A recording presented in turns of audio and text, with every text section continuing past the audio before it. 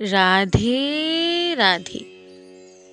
स्वागत है आप सभी का आज की इस नई वीडियो में। साथियों, श्री हरि की कृपा से एवं माँ लक्ष्मी के आशीर्वाद से आज हम आपको अपने चैनल के माध्यम से व्रतों में व्रतराज कही जाने वाली एकादशी माता की कथा का श्रवण कराने जा रहे हैं। साथियों, एकादशी का महात्म जैसे सभी नदियों में माँ गंगा का है, उसी प्रकार सभी व्रतों में एकादशी व्रतराज कही गई है। साथियों, एकादशी का व्रत जो भी श्रद्धा भाव से रखते हैं उन्हें श्री हरि का सानिध्य प्राप्त होता है एवं उनके किए गए समस्त पाप शीघ्र नष्ट हो जाते हैं। साथियों, ऐसा हमारे धर्म ग्रंथों में वर्णित है कि एकादशी व्रत रहने वाले व्यक्ति को मुक्ति का साधन प्राप्त होता है एवं उसके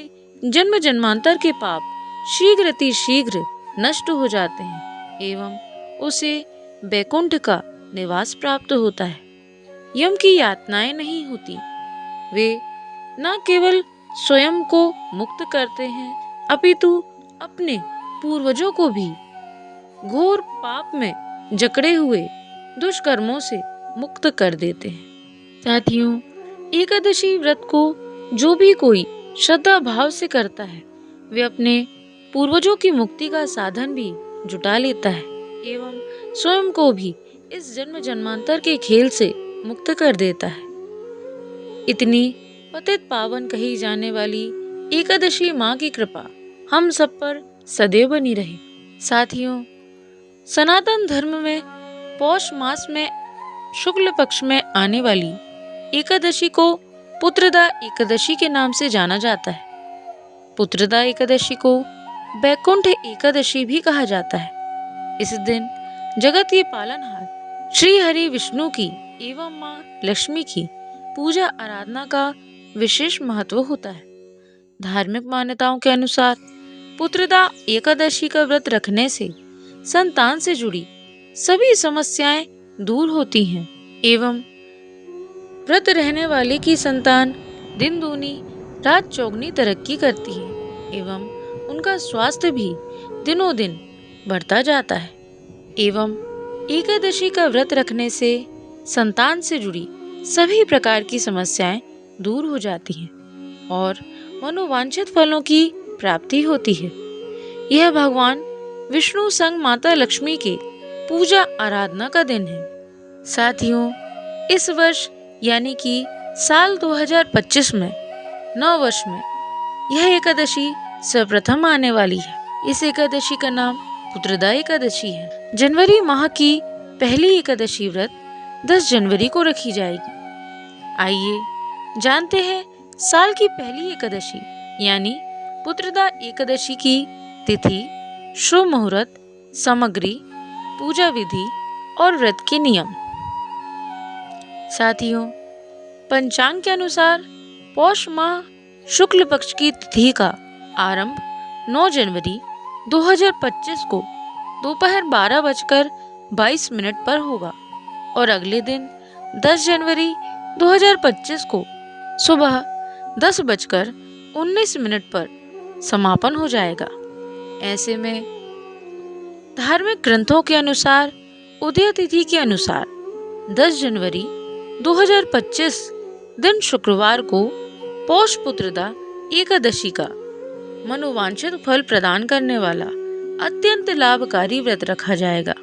साथियों, तो यह थी पुत्रदा एकादशी की व्रत तिथि। आइए अब हम जानते हैं कि एकादशी के पारायण का समय क्या रहेगा। साथियों, एकादशी के पारायण का बहुत ही अधिक महत्व होता है। 10 जनवरी को आने वाली एकादशी का पारायण 11 जनवरी 2025 को सुबह 7:15 से 8:21 तक द्वादशी तिथि में एकादशी व्रत का पारायण करने का समय रहेगा। आइए साथियों, अब हम जानते हैं कि श्री हरि की पूजा के लिए इस एकादशी में हमें किन सामग्रियों की आवश्यकता होगी। भगवान विष्णु और माता लक्ष्मी जी की मंगल पूजा अर्चना के लिए सर्वप्रथम भगवान विष्णु और माता लक्ष्मी की प्रतिमा अथवा चित्र लें, छोटी चौकी लें, पीला कपड़ा, पीले फूल, पीले फल, तुलसी दल, पंचामृत, अक्षत, धूप, दीप, मिठाई समेत पूजा की सभी सामग्रियों को एकत्रित कर लें। आइए साथियों, अब हम आपको बताते हैं पुत्रदा एकादशी के दिन पूजा विधि किस प्रकार रहेगी।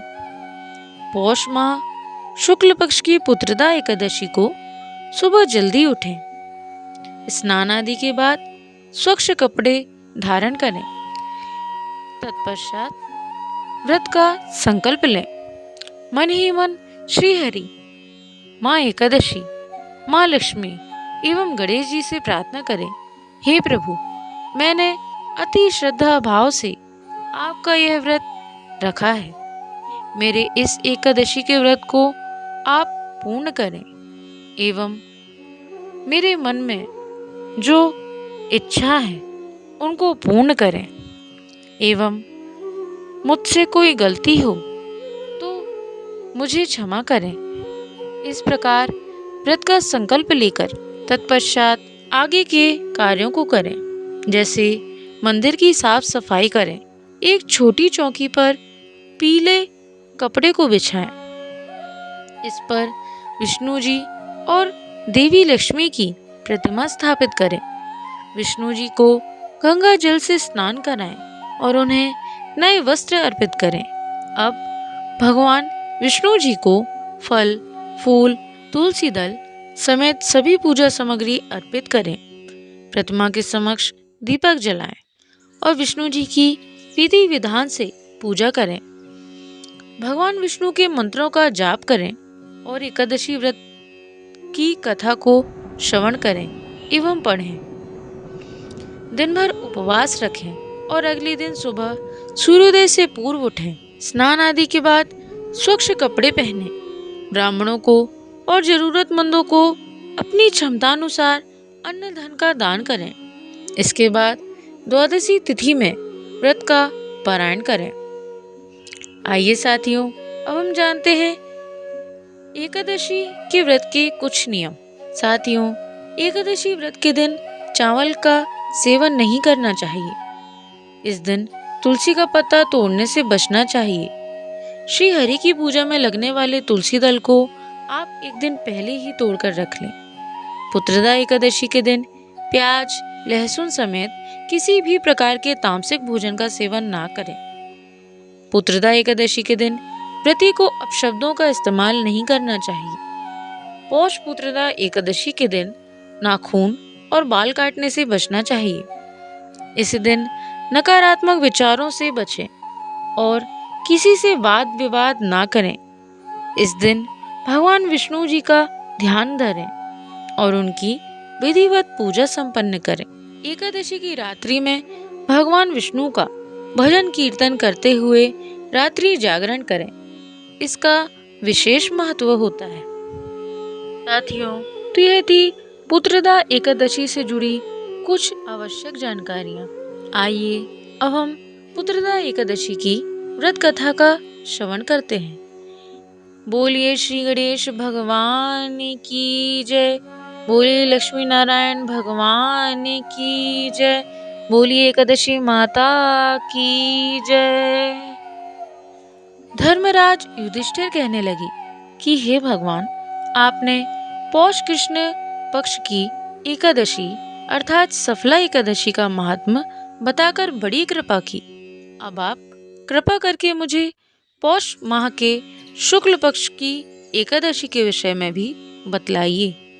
इस एकादशी का क्या नाम है तथा इसके व्रत का क्या विधान है, इसकी विधि क्या है, इसका व्रत करने से किस फल की प्राप्ति होती है और उसमें कौन से देवता का पूजन किया जाता है। हे कृपा निधान, कृपया कर यह सब विधि विधान पूर्वक कहिए। भगवान श्री कृष्ण बोले, पौष माह के शुक्ल पक्ष में आने वाली इस एकादशी को पौष पुत्रदा एकादशी कहा जाता है। इसमें भी नारायण भगवान की पूजा की जाती है। विधि पूर्वक इस व्रत को करना चाहिए। इस चर और अचर संसार में पुत्रदा एकादशी के व्रत के समान कोई दूसरा व्रत नहीं है। इसके पुण्य से मनुष्य तपस्वी, विद्वान और लक्ष्मीवान होता है। इसकी मैं एक कथा कहता हूँ, सो तुम ध्यान पूर्वक सुनो। भद्रावती नामक नगरी में सुकेतुमान नाम का एक राजा राज्य करता था। उसका कोई पुत्र नहीं था। उसकी स्त्री का नाम शैव्या था। वह निपुत्री होने के कारण सदैव चिंतित रहा करती थी। राजा के पितर भी रो रो कर पिंड लिया करते थे और सोचा करते थे कि इसके बाद हमको कौन पिंड देगा। राजा को भाई, बांधव, धन, हाथी, घोड़े, राज्य और मंत्री, इन सब में से किसी से भी संतोष नहीं होता था। वह सदैव यही विचार करता था कि मेरे मरने के बाद मुझको कौन पिंड दान करेगा। बिना पुत्र के पितरों और देवताओं का ऋण मैं कैसे चुका सकूंगा। जिस घर में पुत्र ना हो उस घर में सदैव अंधेरा ही रहता है। इसलिए पुत्र उत्पत्ति के लिए प्रयत्न करना चाहिए। जिस मनुष्य ने पुत्र का मुख देखा है वह धन्य है। उसको इस लोक में यश और परलोक में शांति मिलती है, अर्थात उनके दोनों लोक सुधर जाते हैं। पूर्व जन्म में कर्म से ही इस जन्म में पुत्र, धन आदि प्राप्त होते हैं। राजा इसी प्रकार रात दिन चिंता में लगा रहता था। एक समय तो राजा ने अपने शरीर को त्याग देने का निश्चय किया, परंतु आत्मघात को महान पाप समझकर उसने ऐसा नहीं किया। एक दिन राजा ऐसा ही विचार करता हुआ अपने घोड़े पर चढ़कर वन को चल दिया तथा पक्षियों और वृक्षों को देखने लगा। उसने देखा कि वन में मृग, व्याघ्र, सुअर, सिंह, बंदर, सर्प आदि सब भ्रमण कर रहे हैं। हाथी अपने बच्चों और हथनियों के बीच घूम रहा है। इस वन में कहीं तो गीदड़ अपने कर्कश स्वर में बोल रहे हैं, कहीं उल्लू ध्वनि कर रहे हैं। वन के दृश्यों को देखकर राजा सोच विचार में लग गया। इसी प्रकार आधा दिन बीत गया। वह सोचने लगा कि मैंने कई यज्ञ किए, ब्राह्मणों को स्वादिष्ट भोजन से तृप्त किया, फिर भी मुझको यह दुख क्यों प्राप्त हुआ। राजा प्यास के मारे अत्यंत दुखी हो गया और पानी की तलाश में इधर उधर फिरने लगा। थोड़ी दूर पर राजा ने एक सरोवर देखा। उस सरोवर में कमल खिले थे तथा सारस, हंस, मगरमच्छ आदि विहार कर रहे थे। उस सरोवर के चारों तरफ मुनियों के आश्रम बने हुए थे। उसी समय राजा के दाहिने अंग फड़कने लगे। राजा शुभ शकुन समझकर घोड़े से उतरकर मुनियों को दंडवत प्रणाम करके बैठ गया। राजा को देखकर मुनियों ने कहा, हे राजन, हम तुमसे अत्यंत प्रसन्न हैं। तुम्हारी क्या इच्छा है, सो कहो। राजा ने पूछा, महाराज, आप कौन हैं और किस लिए यहाँ आए हैं? कृपा करके बताइए। मुनि कहने लगे कि हे राजन, आज संतान देने वाली पुत्रदा एकादशी है। हम लोग विश्वदेव हैं। आज संतान देने वाली पुत्रदा एकादशी है। हम लोग विश्वदेव हैं और इस सरोवर में स्नान करने के लिए आए हैं। यह सुनकर राजा कहने लगा कि महाराज, मेरे भी कोई संतान नहीं है। यदि आप मुझ पर प्रसन्न हैं तो एक पुत्र का वरदान दीजिए। मुनि बोले, हे राजन, आज पुत्रदा एकादशी है। आप अवश्य ही इसका व्रत करें। भगवान की कृपा से अवश्य ही आपके घर में पुत्र होगा। मुनि के वचनों को सुनकर राजा ने उसी दिन एकादशी का व्रत किया और द्वादशी को उसका पारायण किया। इसके पश्चात मुनियों को प्रणाम करके महल में वापस आ गया। कुछ समय बीतने के बाद रानी ने गर्भ धारण किया और 9 महीने के पश्चात उनको एक पुत्र हुआ। वह राजकुमार अत्यंत शूरवीर, यशस्वी और प्रजापालक हुआ।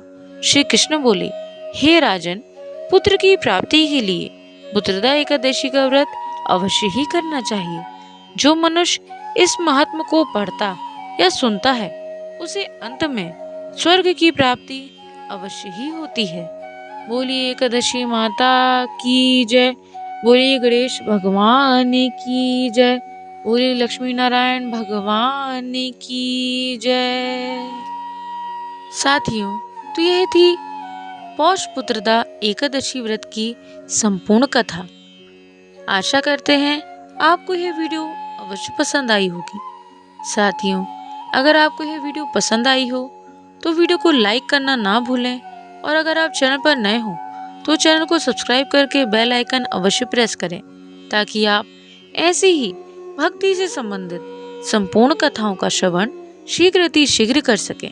आपसे निवेदन है कि इस वीडियो को अपने सभी से संबंधियों के साथ अवश्य शेयर करें, ताकि वे भी भक्ति पथ पर अग्रसर हो सकें।